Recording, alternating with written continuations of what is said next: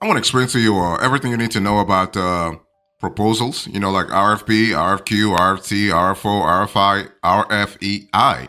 The thing is, this is a multi-billion-dollar industry, okay? So it's really important for you to have to actually understand the right proposal that you have to actually submit to your client, to submit to the stakeholder, for you to really be sure that you are actually clinching that $1 billion or that $1 million contract that you're really going after, okay? So here's the proposal guide I want you to really pay attention to. If you want to really, let's say, win your next proposal, you got to really have a clear idea about what a proposal really stands for and what the letters stands for too. So when you think about procurement, the thing is when you have the letter X, X actually is a variable. Think about it. It's a variable that stands for several processes depending on the context. Okay, you have RFI, you have RFP, you have RFQ. Basically, when you have X, this is a broad term encompassing, let's say, various bid types used to solicit information or proposals from vendors. See, the whole thing is that when you have a very competitive bidding process, and a lot of companies, small and big, are competing for the same offer, you got to have a clear idea about what really works. Okay, so when you think about request for proposal, for instance, you think about request for a quote, for instance, request for a tender, for instance, request for offer, request for information, request for expression of interest. Those terms are really critical because they allow you to really, let's say, properly align your proposal to the needs of the contract. Okay.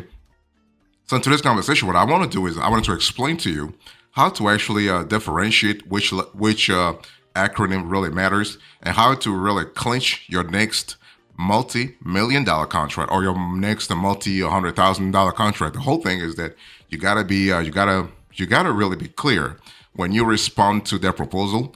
The stakeholder, or let's say the client, the prospective client, has to be sure that you have a clear idea about the specific process that you are actually bidding on. Okay, so this is important.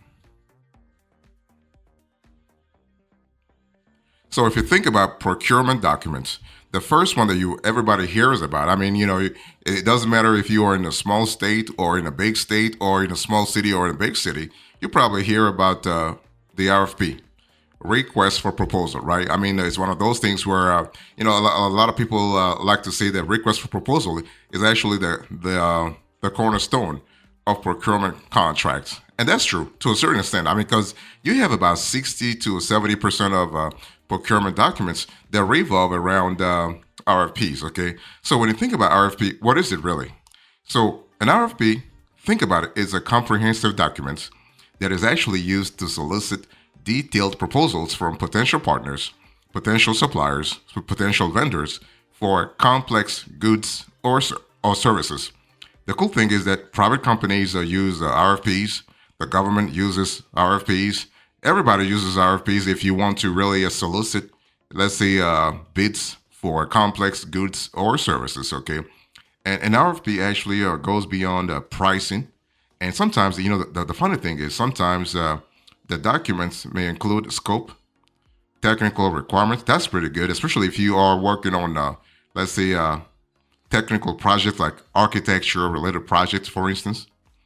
And an RFP also has timelines, deliverables, evaluation criteria, terms, and conditions, okay? The cool thing is RFPs are typically used when the procurement, let's say the decision involves factors beyond cost. So if you have, let's say, quality, for instance, technical expertise, turnaround times, and innovations, among others, are actually, let's say, incorporated in the procurement process, then you have an RFP. And sometimes, hey, listen, if you hear like RFP or you hear CFP, they mean the same thing. So call for proposal or request for proposal, basically you are speaking about the same exact thing, okay? The cool thing is that an RFP has many benefits because you have a document that provides, let's say, a detailed understanding of vendor capabilities. You have reduced risk. You have objective evaluation also. So So the thing is, when you have an RFP, that's because maybe the requirements are complex and detailed. For instance, when you have government contracts, okay, the evaluation criteria are actually going above price. So if you have a procurement process that focuses on technical aspects, you are going to have an RFP. That's really important to remember. And also, if the clients want a comprehensive understanding of vendor capabilities, they might also ask for an RFP. So that's important to remember. So I want to really introduce to you RFQ. So besides RFP, you have another document called RFQ. So RFQ stands for request for quote or request for quotation. It depends on some states actually go with our request for quote, and some states like the quotation part of things. So if you hear a quotation or a quote, it's actually the same thing. Okay. So an RFQ, it's a pretty interesting document, procurement document. Why? Because it is actually a bid type used to solicit pricing information from potential suppliers or vendors for specific goods or services.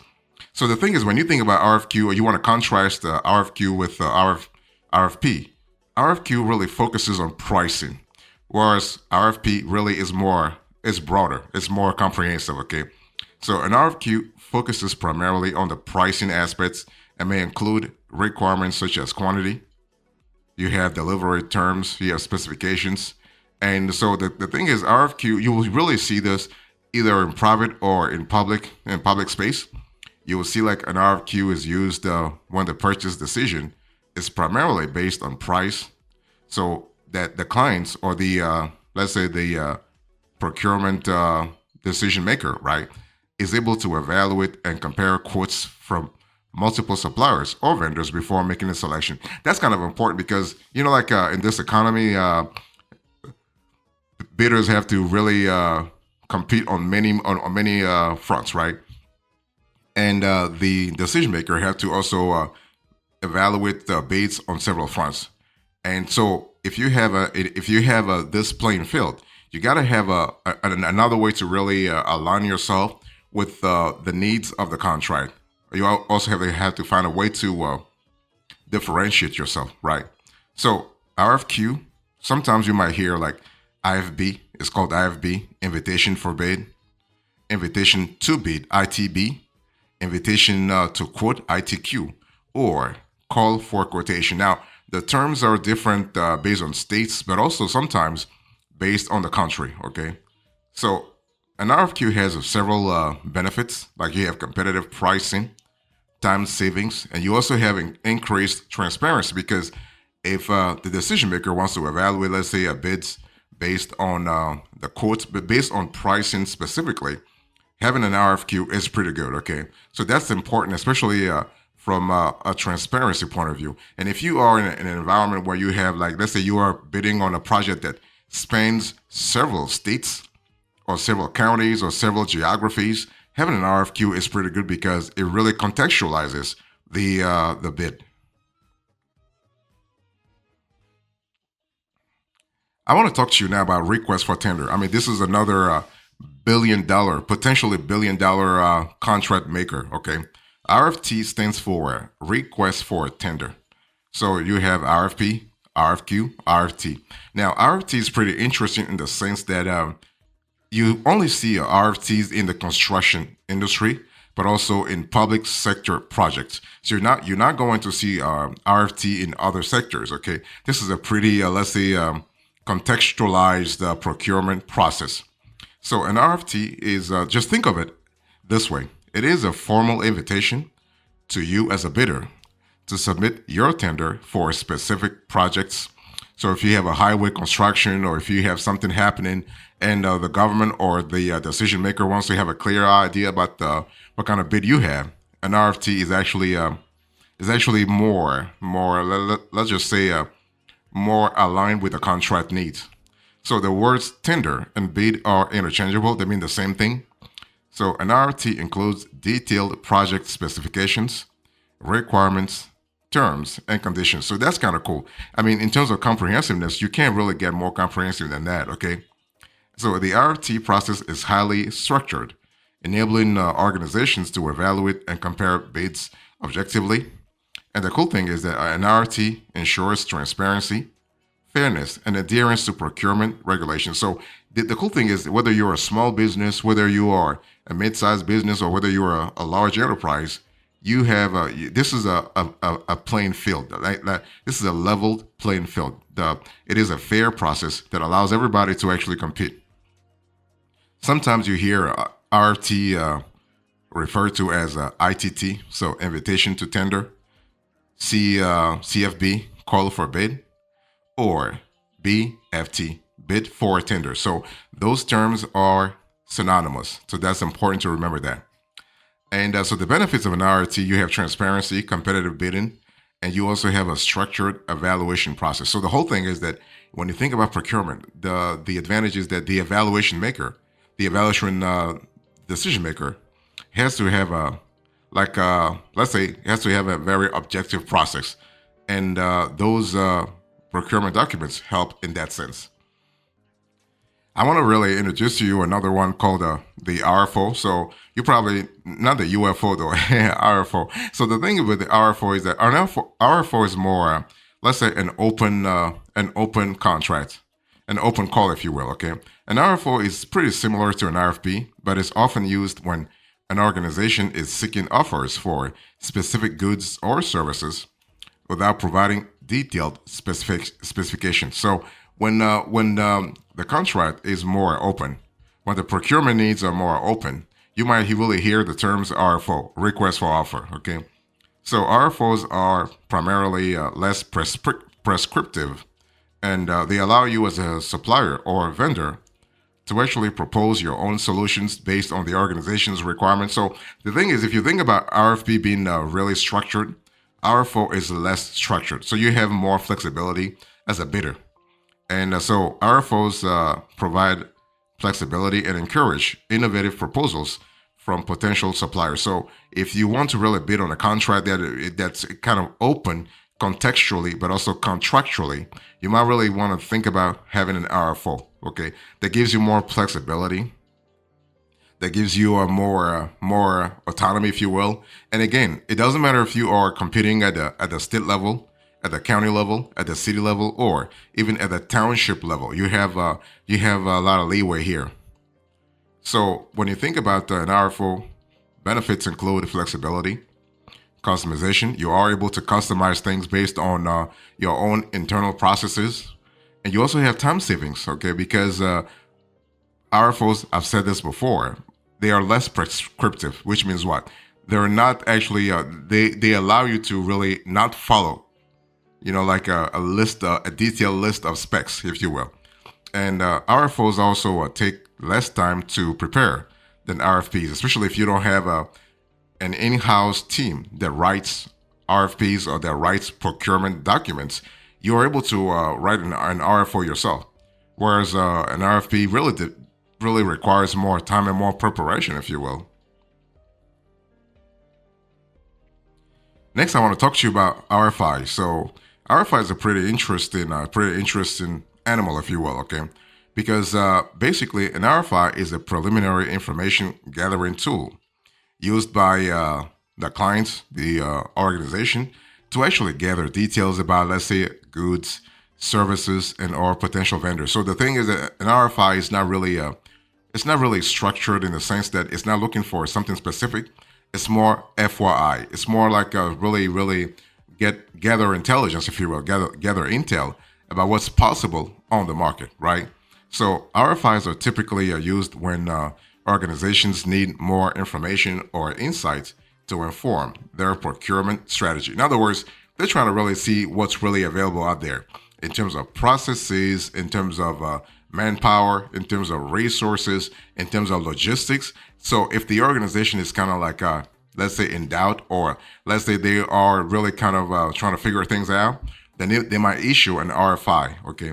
So an RFI will help the organization assess the market, identify potential vendors, and understand the capabilities and offerings of vendors. So basically, RFIs do not result in binding commitments and are usually followed by an RFP, RFQ, or RFT. So if you happen to actually compete, not compete, if you happen to be embarked, or let's say to take part, that's the proper word. If you happen to be part of an RFI, you just know that there will be a second procurement document coming afterwards, either RFP, RFQ, or RFT. You never have an RFI standalone. No, it's always joined with another document. So an RFI allows the organization, like I said, to assess the market. It really gives also an informed procurement strategy. So basically, this is really good, especially if you have an organization that is really entering a new market. They have no idea what they're getting themselves into, and they're trying to really have more transparency, more clarity into the whole procurement process. That's really when an RFI is really cool, because it really gives a reduced risk. And you know that reduced risk is really important, especially if you are trying to lower the decision-making cost. Another, and this is the last one, another document I want to share with you is the RFEI. So RFEI is not really, it's not really that popular, but hey, listen, it's still important anyway. So RFEI stands for Request for Expression of Interest. Now, this is kind of similar to RFI in the sense that, similar. It is related. Let me just say it this way. It is related in the sense that the organization is trying to really gather intel, but to, let's say, in a limited way. So an RFI is used to gauge the interest and capabilities of potential suppliers before initiating a formal procurement process. In other words, an RFEI allows the organization to really see what kind of capabilities are there in the market, if it's really needed to actually initiate an RFP or RFT or RFQ, right? So the whole thing is, before you mobilize so many resources within the organization, they just want to make sure that that the interest is there. And the cool thing is that an RFEI helps organizations identify qualified suppliers and actually also evaluate the market's interest in all kinds of contexts. So you can have a specific projects, specific requirements, and so this kind of documents are used to gather high-level information about suppliers' capabilities, for instance, or even experience and capacity to actually meet the organization's needs. And sometimes you actually hear the terms expression of interest, registration of interest. Those are the same thing. Those mean the same thing, okay? So you are able to actually delve deeper into the organization needs without actually making too many mistakes. So that's really cool. So an RFEI allows the organization to assess the market, to assess the interest in the market, especially if you have a contract that really calls for hundreds of thousands of dollars or millions of dollars. The potential for mistake can be really costly, right? So you just want to lower that potential, to lower that risk.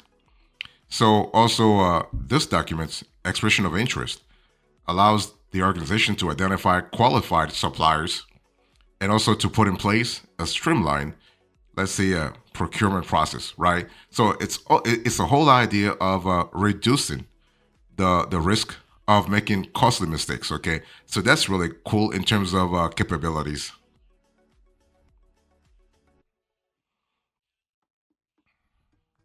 So I just explained to you what those 6 procurement documents really mean, what they are. Now I want to give you a quick comparison charts. So I'm going to put this on the screen here so you have a clear idea. Like, think of it as a summary of the whole conversation, okay? So I'll show RFP, RFQ. So I'm showing on the screen right now the table. So pretty nice table that really summarizes everything for you, okay? RFP, RFQ, RFT, RFO, RFI, and RFEI. So basically, you can see the focus, for instance, when you think about the RFP, the focus is comprehensive. RFQ, the focus is on cost, so everything quantitative. RFT, you have a detailed project information needed. RFO, flexible proposals. RFI, market assessments. And RFEI, supplier capability. So that's pretty good. It gives you a clear idea about what's really possible and whether or not you should mobilize your own resources to actually compete in the first place. Okay, that's an important element. Now let me give you a. So those are the top 6 procurement documents you really need to be aware of. Now let me give you a few seconds. I'm gonna leave the table on the screen so you really can see it. And I want to quickly talk to you about a few extras. So if you are engaged in complex procurements, it really might make sense to actually think about having software helping you.